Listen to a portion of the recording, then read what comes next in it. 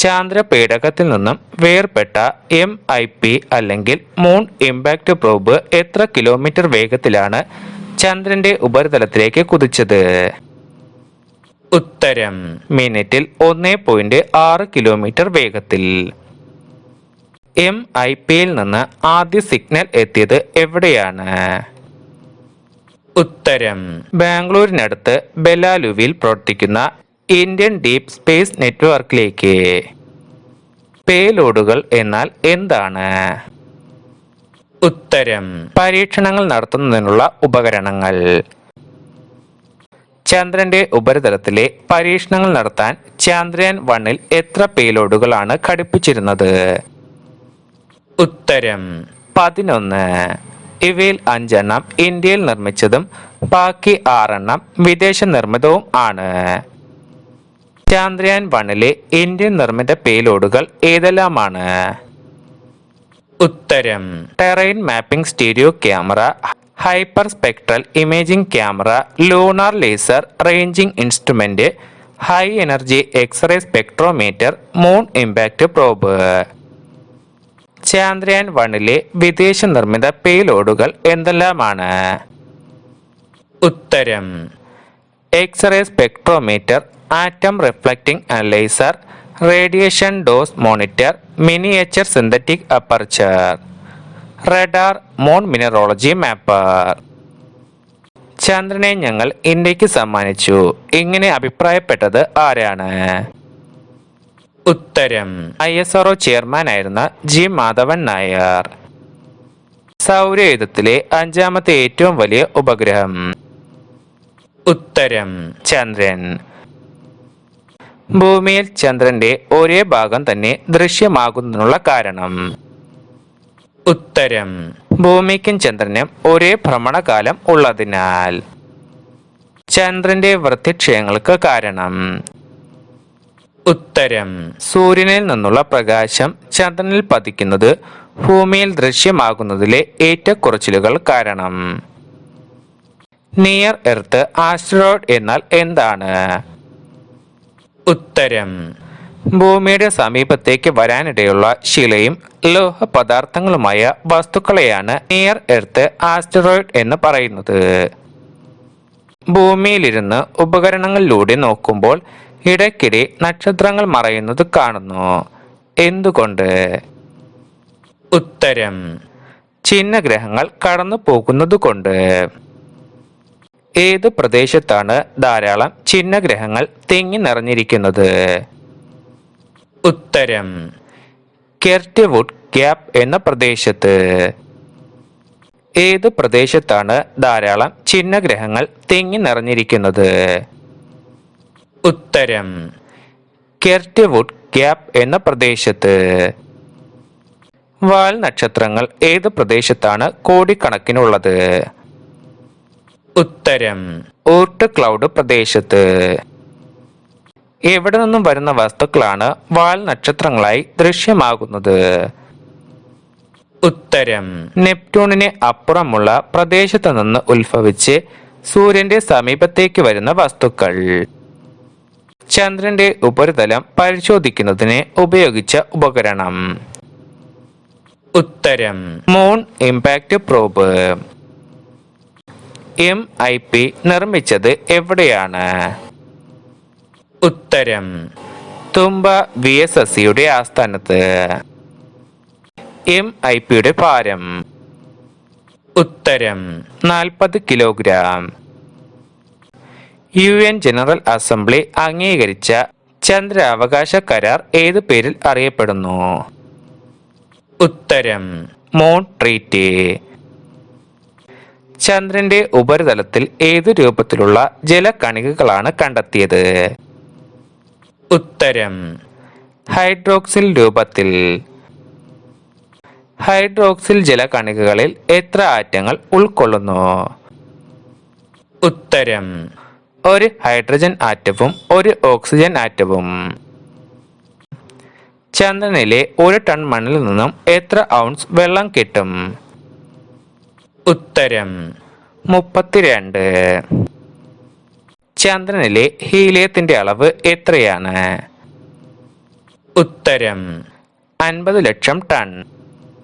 ഭൂമിയിലെ ഹീലിയത്തിന്റെ അളവ് എത്രയാണ്? ഉത്തരം 15 ടൺ. യൂറോപ്പിലെ ചാന്ദ്രയാൻ ശാസ്ത്രജ്ഞൻ ആരാണ്? ഉത്തരം ഡെറ്റ്ലഫ് കോഷ്ട്നി. ചാന്ദ്രയാൻ 1ന്റെ വേഗത എത്രയാണ്? ഉത്തരം സെക്കൻഡിൽ 10 കിലോമീറ്റർ.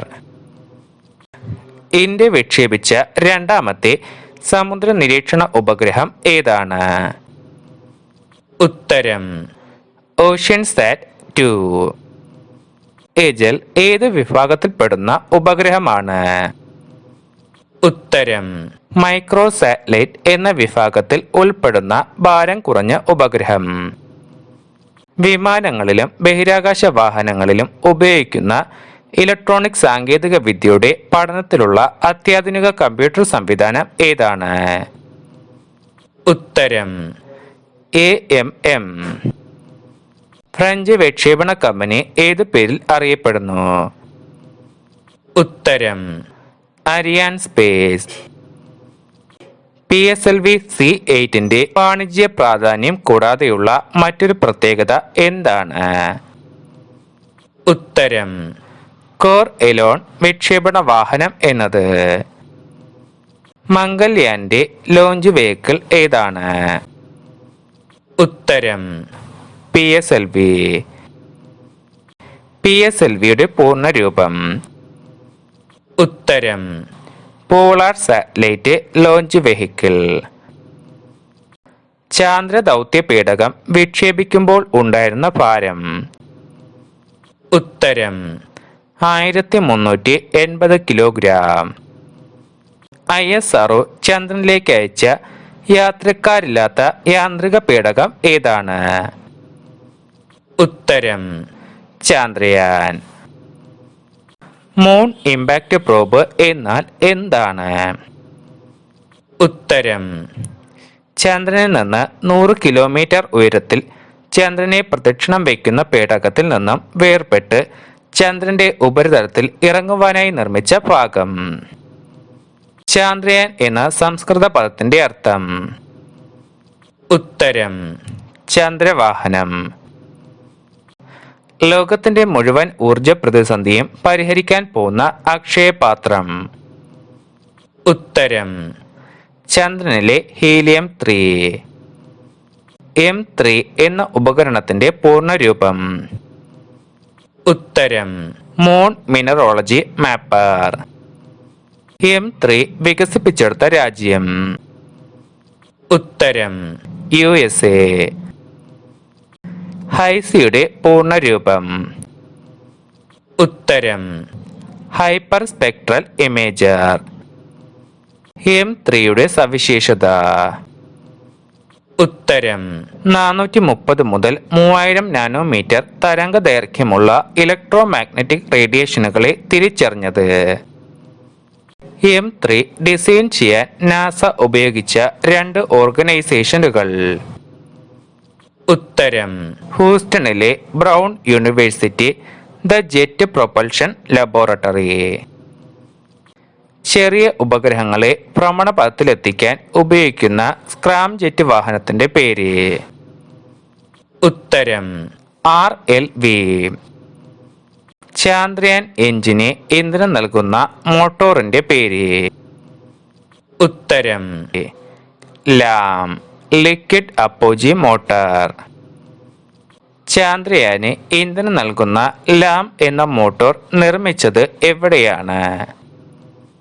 ഉത്തരം തിരുവനന്തപുരത്തെ വിക്രം സാരാഭായ് സ്പേസ് സെന്ററിൽ. 4 ഘട്ടങ്ങൾ ഉള്ളതും പൂർണ്ണമായും ഖര ഇന്ധനം ഉപയോഗിക്കുന്നതുമായ വിക്ഷേപണ വാഹനം ഏതാണ്? ഉത്തരം satellite launch vehicle. Satellite launch വെഹിക്കിളിന് ലോ എർത്ത് ഓർബിറ്റലിൽ എത്തിക്കാൻ സാധിച്ചിരുന്ന ഭാരം? ഉത്തരം ഏകദേശം 40 കിലോഗ്രാം ഭാരം.